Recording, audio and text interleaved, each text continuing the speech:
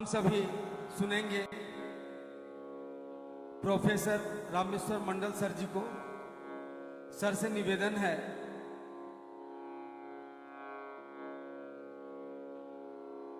हमारे आपके साहब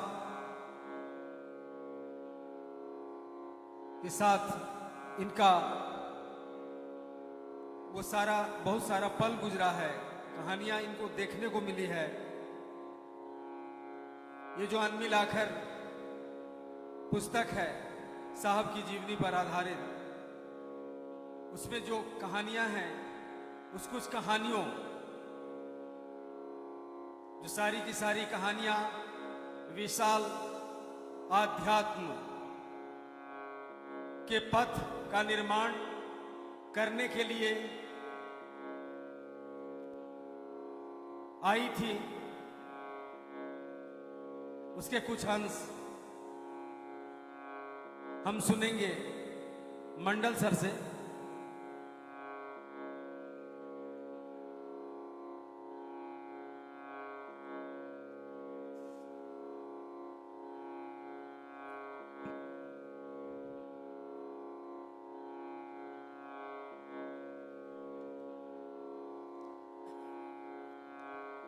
अपने गुरु भगवान शिव के चरणों में प्रणाम। प्रणाम निवेदित है इस कालखंड के प्रथम शिव शिष्य वरेण्य गुरु भ्राता साहब श्री हरिंद्रानंद जी और इस कालखंड की प्रथम शिव शिष्या हम सबों की शक्ति स्वरूपा दीदी नीलम आनंद के चरणों में, यहाँ उपस्थित आप सभी भाई बहनों के चरणों में मेरा सादर सप्रेम प्रणाम समर्पित है।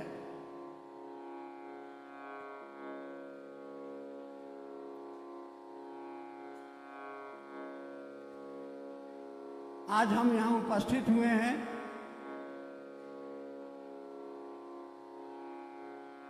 अपने वरेण्य गुरु भ्राता साहब श्री हरिंद्रानंद जी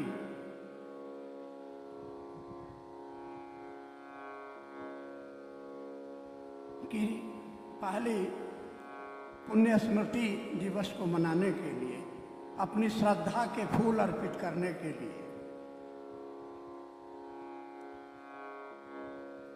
उन्होंने हमको जो दिया है मानव मात्र को दिया है।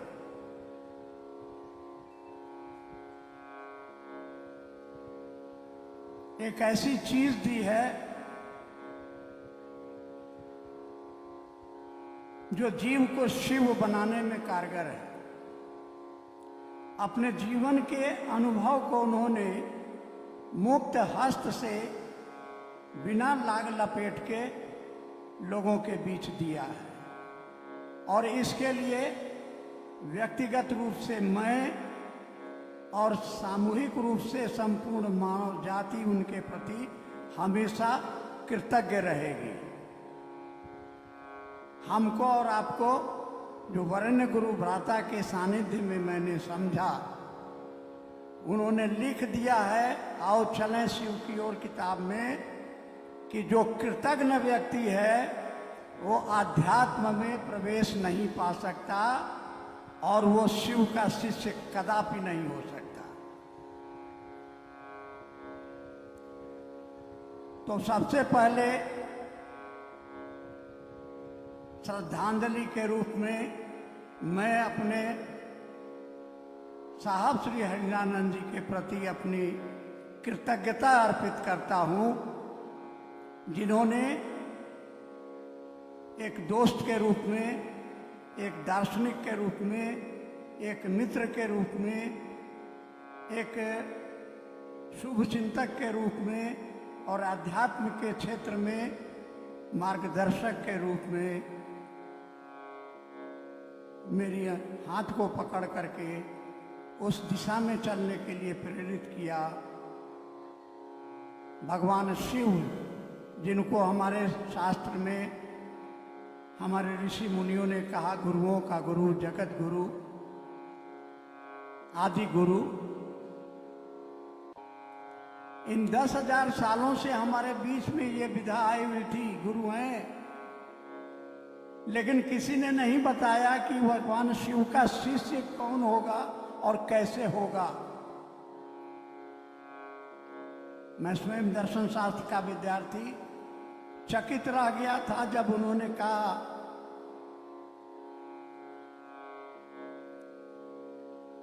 कि भगवान शिव जगत गुरु हैं। इसका माने क्या होता है?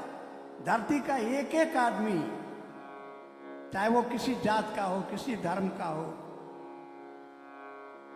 मनुष्य शरीर में अगर है तो वो शिव को अपना गुरु बना सकता है।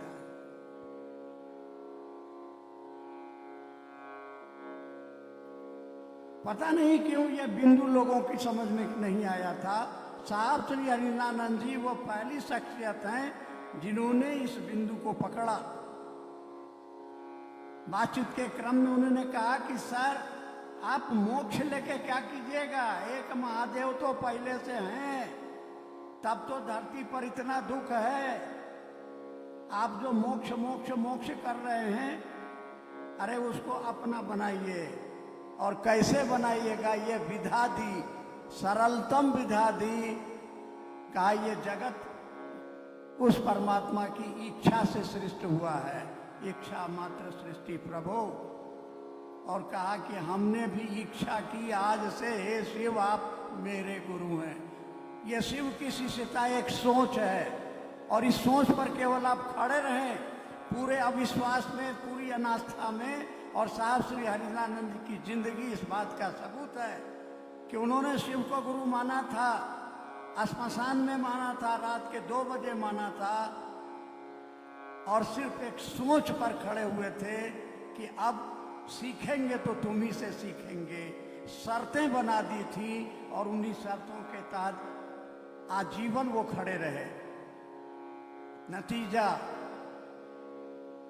आज करोड़ों लोगों के दिलों में शिव शिष्टता का चिराग जला, लोगों की जिंदगी की दशा और दिशा में परिवर्तन आया। तो पहली बात जो मैंने सीखी, कृतज्ञता। दूसरी बात जो वो बराबर कहते रहे, भगवान पर भरोसा हो या नहीं हो, लेकिन मुझ पर, मेरे प्रति एक निष्ठ रहना। क्योंकि ये जो राह हमने बताई है शिव शिष्यता की राह, इस राह पर चलने का मुझको ज्ञान है। अगर मेरी उंगली छोड़ के चलोगे तो जंगल में भटक जाओगे, नहीं निकल पाओगे। इसलिए उन्होंने जो दिया है, उन्होंने कहा कि मैंने स्वयं इसको अनुभव किया है, मैंने जांचा और परखा है। ये जो शिव शिष्यता की राह है, इसके मंजिल पर स्वयं शिव स्वयं बैठे हैं। इस राह पर चलने के लिए उनके द्वारा जो मार्गदर्शन दिया गया है, उसमें आप ईमानदारी से पालन करें निश्चित रूप से।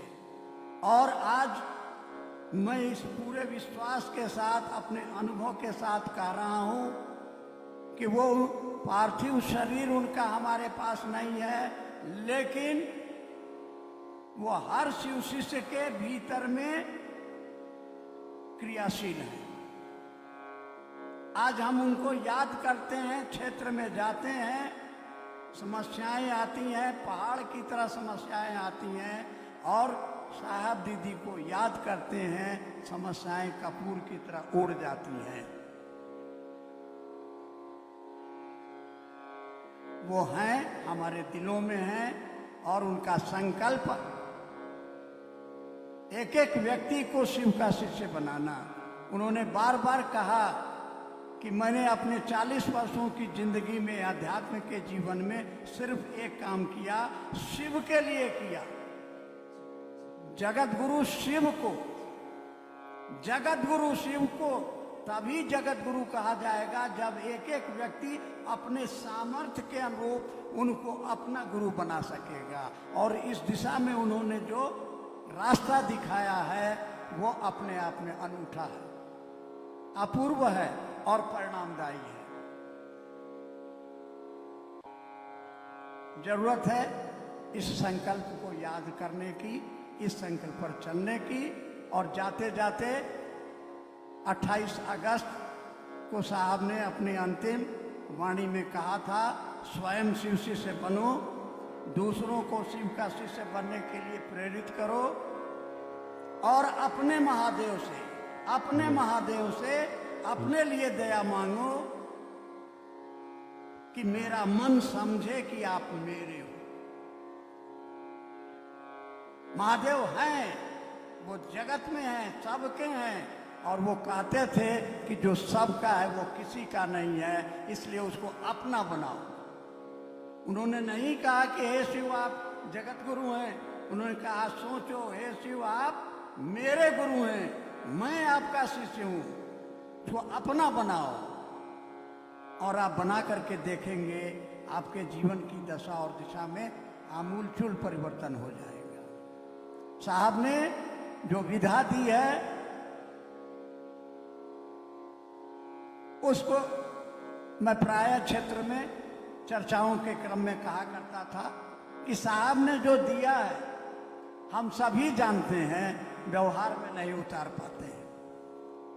क्या कर भला तो हो भला, सभी जानते हैं। क्या भला करेंगे?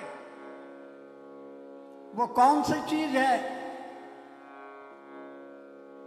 साहब ने कहा कि आप दूसरों को शिव शिष्यता के लिए प्रेरित कीजिए, इससे बढ़िया काम इस मानव शरीर से और दूसरा कुछ नहीं है।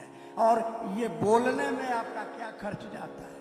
कोई शर्त नहीं, कोई बंधन नहीं, आप केवल इतना तो कहिए, ईमानदारी से कहिए कि सामने वाले व्यक्ति के जीवन में यदि महादेव प्रवेश कर जाएं गुरु के रूप में तो इसका जीवन धन्य हो जाएगा। संपूर्ण मानवता प्रेम के पराग से सुगंधित हो उठेगी, इससे बढ़िया काम कुछ नहीं हो सकता।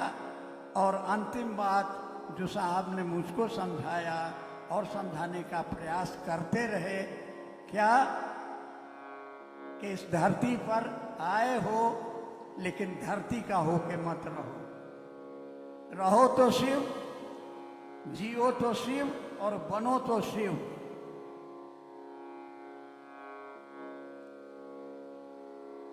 जाते जाते साहब ने कहा कि मरने के समय सब भूल जाइए, एक बात याद रहे कि वह महादेव मेरा है। शायद आपको अच्छा लगे या नहीं, लेकिन वो कहा करते थे, बड़ा अंदाज से कहते थे, भूल गया सब कुछ, याद नहीं अब कुछ, मगर जूली एक बात नहीं भूली, क्या? I love you. महादेव को याद रखना है, और कैसे याद रखना है इसके लिए उन्होंने जो एक साइकोफिजिको टेक्निक दिया, 3 सूत्र दिया, आजमा लीजिए। आपकी जिंदगी में जो दशा और दिशा है उसमें आमूल चूल परिवर्तन नहीं आए तो मेरे नाम पर कुत्ता पूछ लीजिए। तो इसी निवेदन के साथ साहब श्री से ये विनती करता हूं कि उनकी दया दृष्टि हम पर बनी रहे, हमारा मार्गदर्शन करते रहें, और जिंदगी का एक एक पल उनके इस संकल्प को साकार करने की दिशा में लग जाए, एक एक व्यक्ति सचमुच में शिव का शिष्य हो जाए। यही संकल्प लेकर के हम यहाँ से विदा होंगे और अपने जीवन के सारे उत्तरदायित्वों का ईमानदारी से पालन करते हुए इस संकल्प को साकार करने की दिशा में प्रयास करेंगे। इसी के साथ आप सभी के चरणों में मेरा प्रणाम।